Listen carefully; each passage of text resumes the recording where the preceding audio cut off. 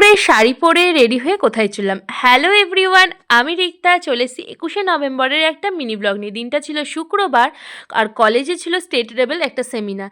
তার জন্যই আমি আর টুকাই রেডি হয়ে চলে গেলাম কলেজে। আর এই নতুন কলেজে আমাদের কিন্তু এই ফার্স্ট টাইম কোনো প্রোগ্রাম ছিল। যতই ওই কলেজে মানে আগের কলেজে প্রোগ্রাম করি না কেন, এই নতুন কলেজে যেহেতু ফার্স্ট টাইম আমাদের কোনো প্রোগ্রাম ছিল তাই একটু মনে ভয়ও ছিল।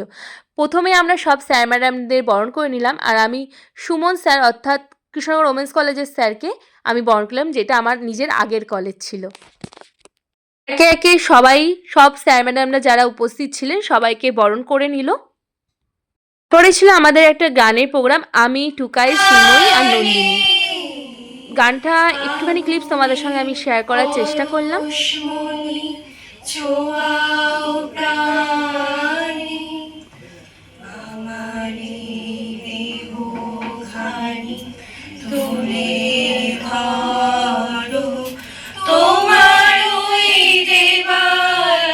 তারপরে একে একে যারা এসছিলেন এই সেমিনারে বক্তৃতা দেওয়ার জন্য, সুমন স্যার আর চন্দনা ম্যাডাম, তারা একে একে বক্তৃতা দিলেন। তারপর আমাদের কলেজের প্রিন্সিপাল স্যারও আমাদের কিছু বললেন। সব প্রোগ্রাম শেষে স্যার আমাদের খাইয়েছিলেন। সেই টিফিন করেই সবাইকে টাটা করে চলে এলাম বাড়ি। আজকের মতো এতটাই, দেখা হবে নেক্সট একটা মিনি ব্লগে।